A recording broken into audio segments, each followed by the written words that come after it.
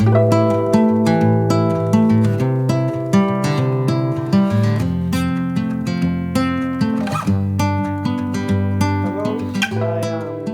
Ferro, currently working for software. I am in these conferences since a very long time. I have the second conference t-shirt. I have all of them and use it daily because they are like my uniform to work. And well, along these years, many times people have asked, and what do you do in Smalltalk? What is the job you are doing? Which project do you have?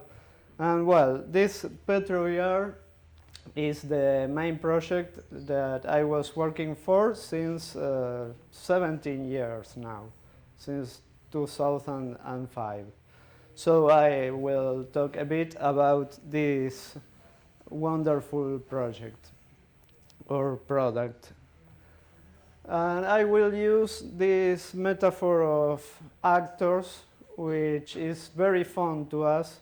We consider that the PetroVR objects are actually like actors, or the modern term will be agents, in a simulation world.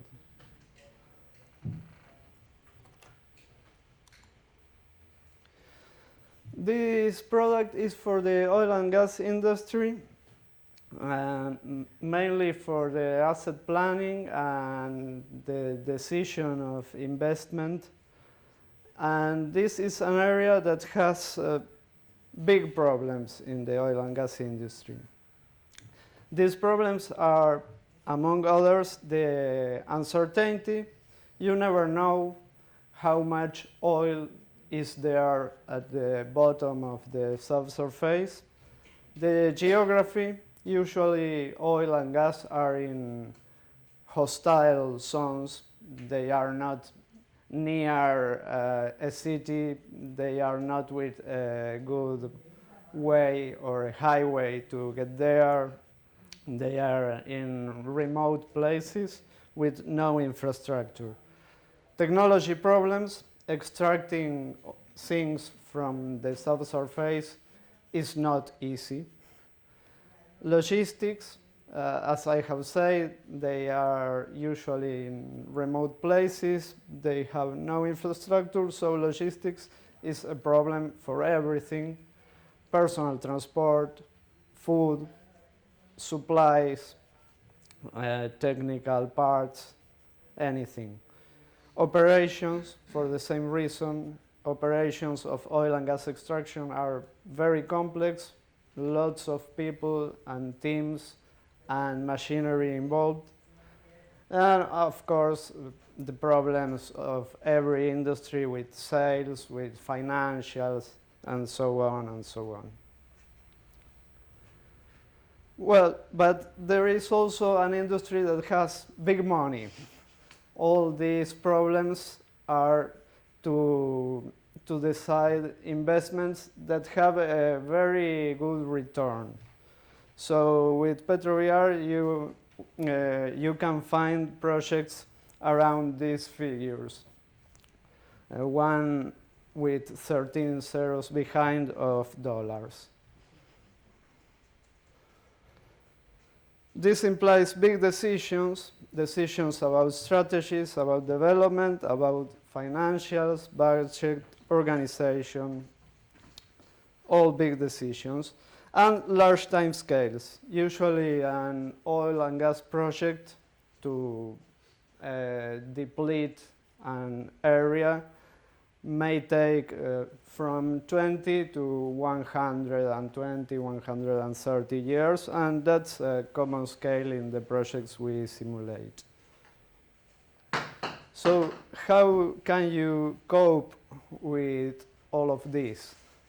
Well, the people in Caesar Systems has this bright and great idea, but it's not really a new idea. It's the idea of working with Smalltalk as Smalltalk was solved. working in Smalltalk to build a simulation of these complex operations. And this is a new idea for the oil and gas industry, where all these things were resolved, of course, in large worksheets in Excel. So any company had a team of engineers working with large worksheets with involved calculations month by month, and at some stages year by year, trying to guess how much oil will you have and how can it go through a complex layout of pipelines to the facilities, and how would you deal with the capacity of your facilities and things like that. Well, in 2005, Leandro and Valeria have this idea of, well, we are already using Smalltalk, let's do a simulation in Smalltalk. So we,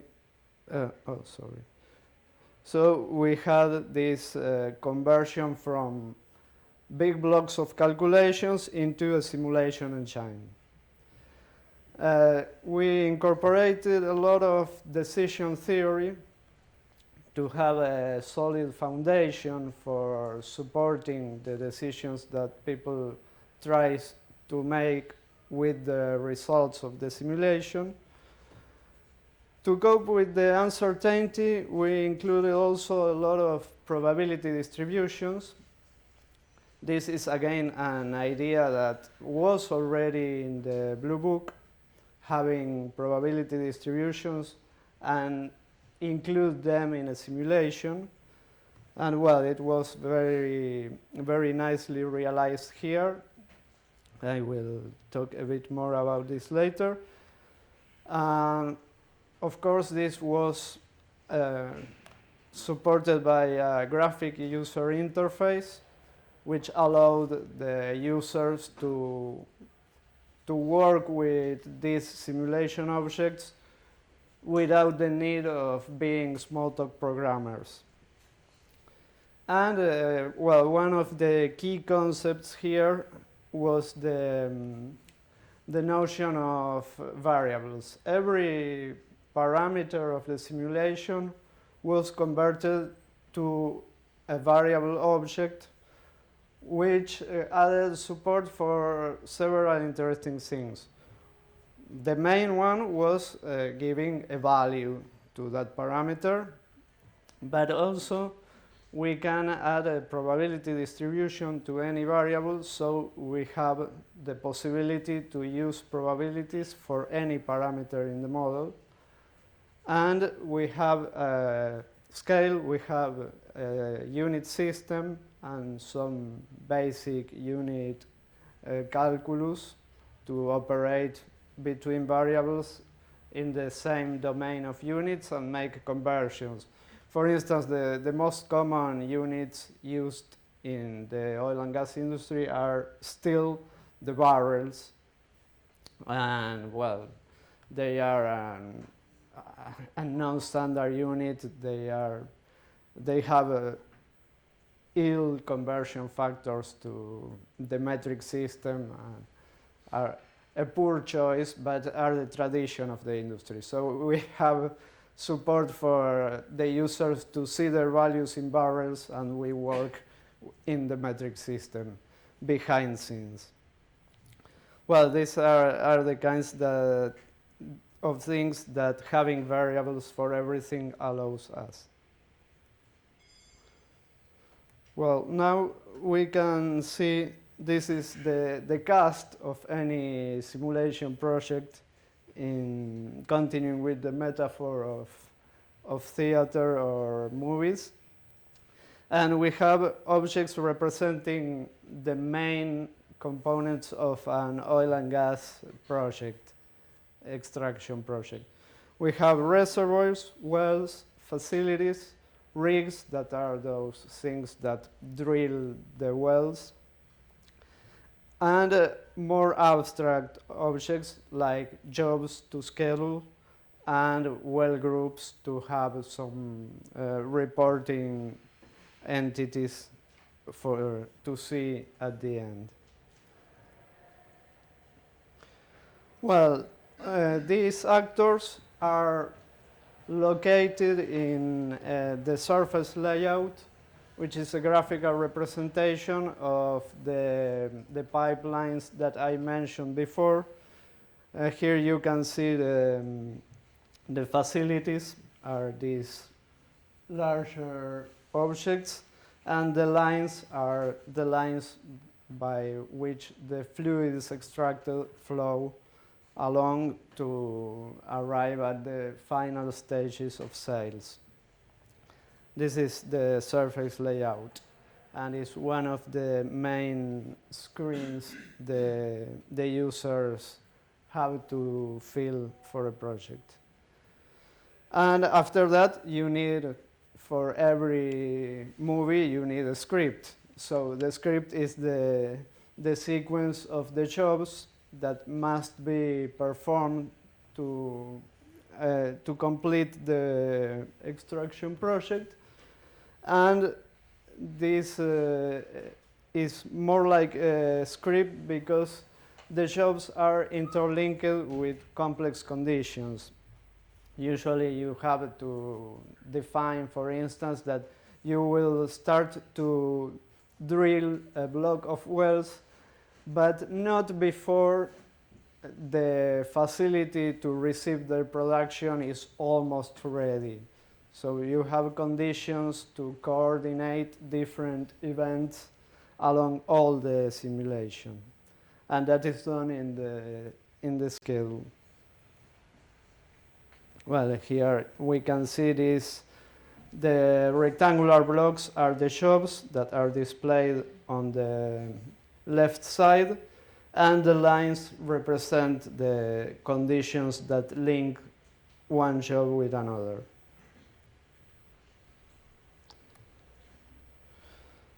And after the user completed the things, they can run the simulation. And this is another metaphor that we usually talk in these terms. We talk always about running the simulation. And at that point, it's like you press the run button and you have your popcorn and start to see the movie. The actors play their parts, and the wells produce fluids. The fluid goes through the pipelines to the facilities process the fluids and continue, like the oil people say, downstream to other facilities and to arrive at the sales points in complex, really complex layouts. All that happens in the course of the simulation, and as the closing sentence says, that is the way. Besides the normal running of a simulation, you have more analysis needed because mainly because of the uncertainties you are trying to model. Usually you need, for instance, to perform sensitivity analysis, which means what happens if the price of the oil in 5 years change? How will that impact this project? Well, that will be to perform sensitivity on one variable value. You can also play with several different variables and see in a tornado chart which are the most influential on your project, and note that those are sensitive points for the project, and checking along the 120 years if something strange happens with those parameters. And of course you can do a Monte Carlo analysis, taking samples from the probability distributions for all the variables that are uncertain. And well, there is some math that ensures that you can perform that kind of analysis and obtain, with enough number of iterations, obtain a stable result in terms of the mean of your observations. And you have also scenarios that is like the parallel worlds of the Marvel Universe. That would be, well, I can think a different world where this facility had a larger capacity or a lower cost, and then consider different strategies of development and have a strategy table and use different scenarios and compare the final results to choose one. And finally, you have a portfolio analysis, which is more for financial decisions, but it's useful to compare different projects and decide your investment in a portfolio of projects. Well, all of this has an important component of result visualization. We have the main results view. We have many different types of charts, Excel reports, because people continue using Excel. And we incorporated now some different formats of JSON export for other utilities to consume data provided by PetroVR. For instance, we can use the simulation results to feed some Power BI model, and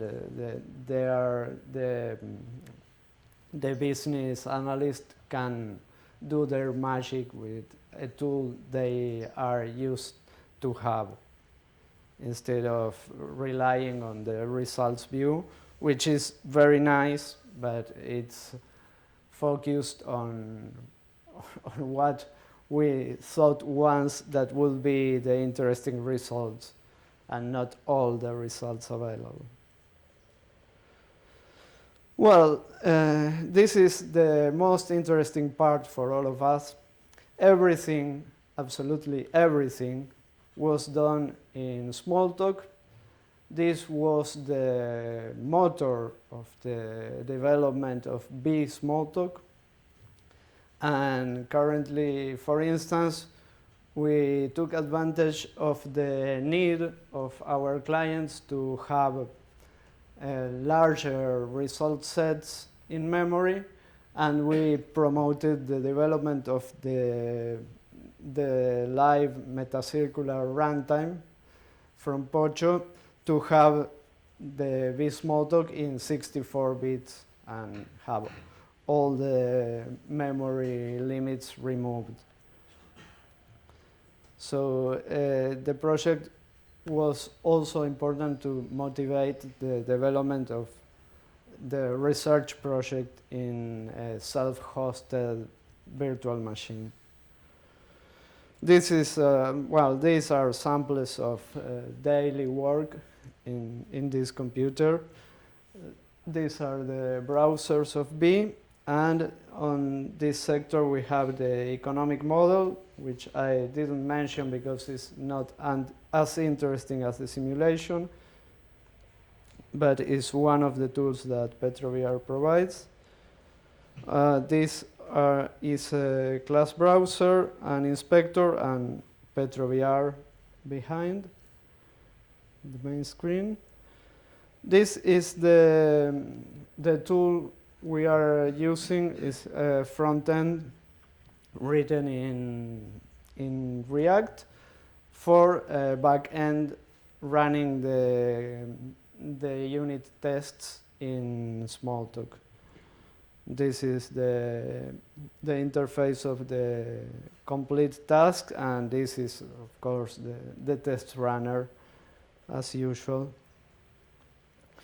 And well, this is the changes browser. We work mostly with changes to have the distributed image synchronized, and we store the changes in a Git repository now, so we can rebuild at any time the image from the things we have in the repo. What else? Well, this is for many real clients. This is to speak a bit about this mythology of Smalltalk not being used for industry and being just a toy or a lab tool or research. Well, the most important oil and gas companies in the world have some use of PetroVR, like Shell, like Chevron, Total, several Middle East companies. And well, this require like 25 years of development, but from a relatively small team. We was like 7 developers in the time of largest team, and we are now 3 developers maintaining it. Well, speaking about movies, we need the end sign, but it's not the end. I want to show you some PetroVR to complete this. I will open a classic project.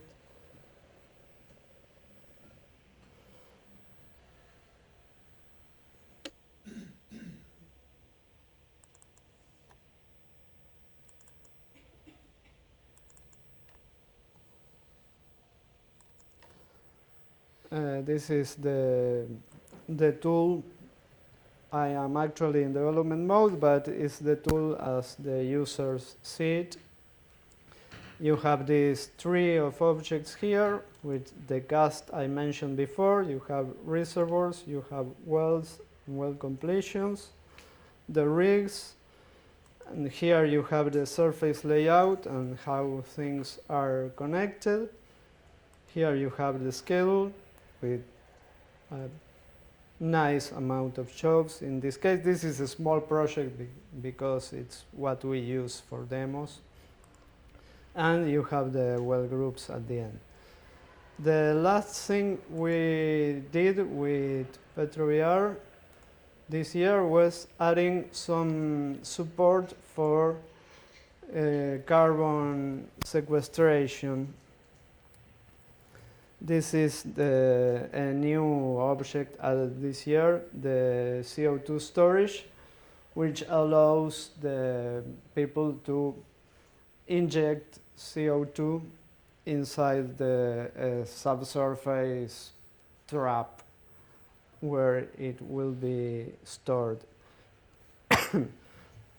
And you can have here also injector wells that make this injection into the subsurface. You need also a new facility, which is the CO2 injection, and well, you need to connect the well here.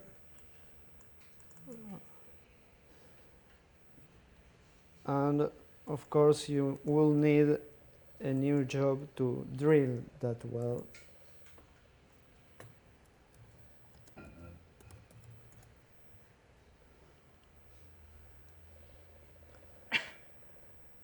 And here, this is the part where the scheduling can be programmed and conditions can be used. For instance, I can choose to drill this one after the facility construction is built, which is not this, but the job when the facility construction finishes. And then I can run the simulation. Ah, I didn't set rig to this one. Well, you can use this one.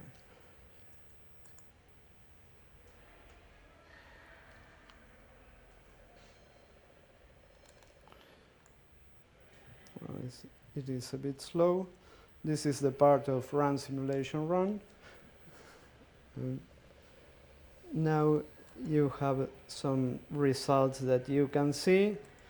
And in terms of oil production, for instance, or I can see the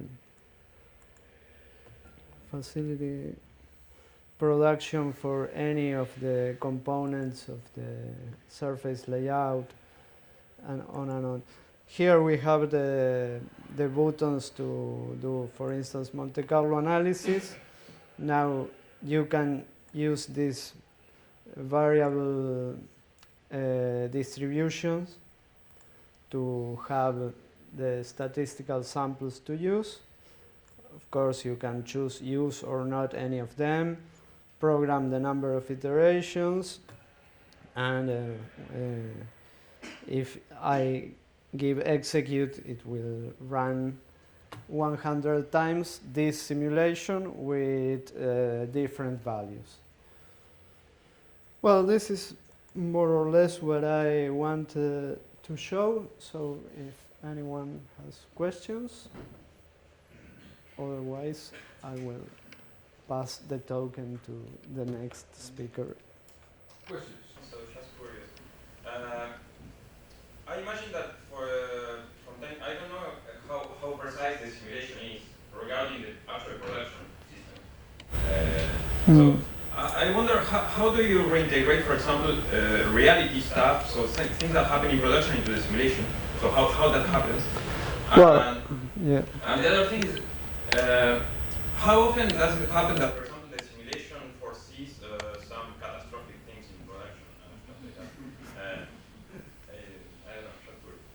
Well, the two questions are answered with more or less the same sentence. The simulation is as good as the model that the user provides. Here you have a lot of objects with a lot of parameters. Here we have, for instance, drilling parameters.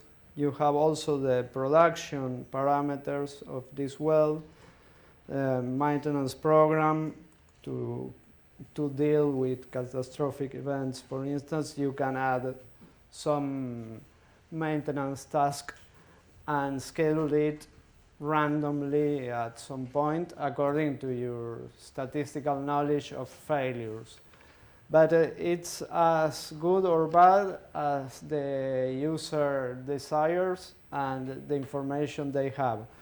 About incorporating the reality of production, usually this product was sought to model the project long before it starts. So it didn't intend at the beginning to have reality corrections.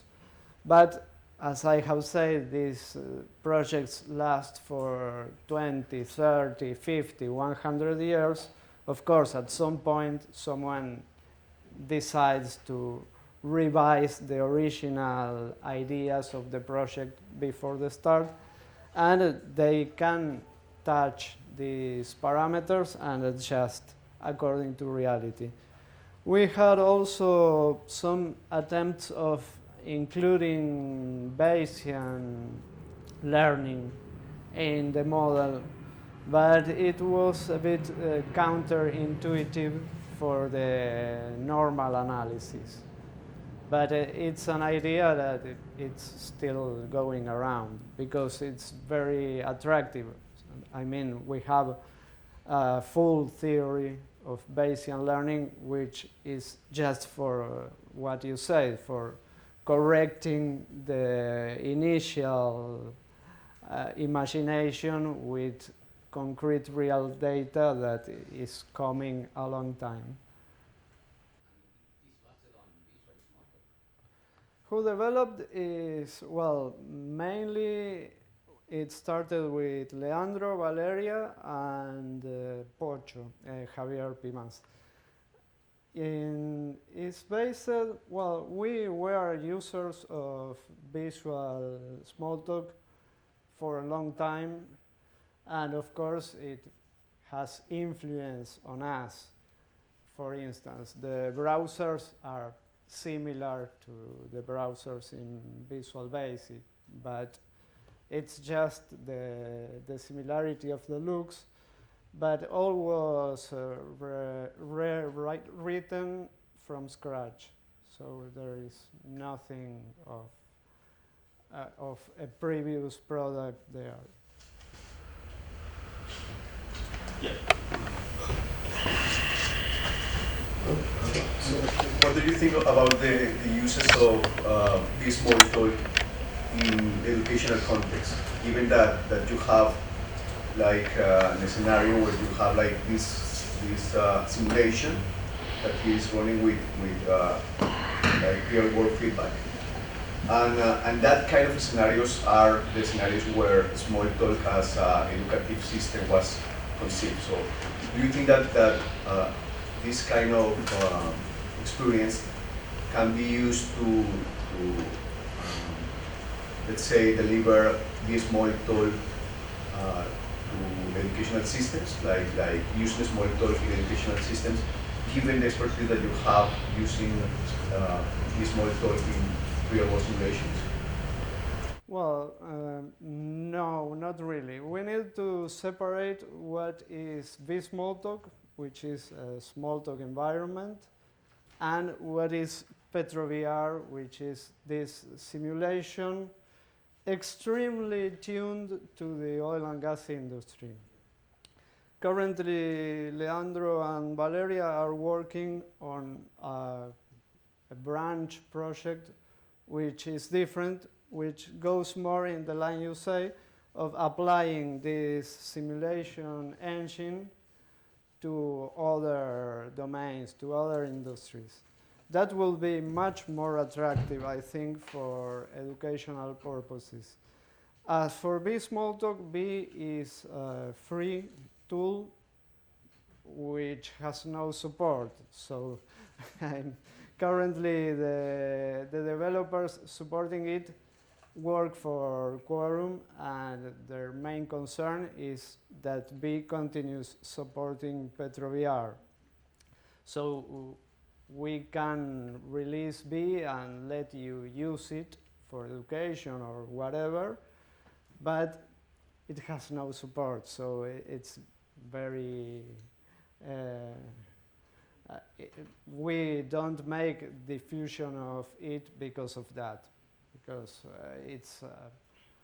it's putting a load on the user in the end, and it's not the product we are selling as Quorum. But it can be used in education, but the candidates to do that are already using Quiz, so which has more stable support, and it's more adaptable to the needs of the educators. I think that Dan had a question. Oh, yeah.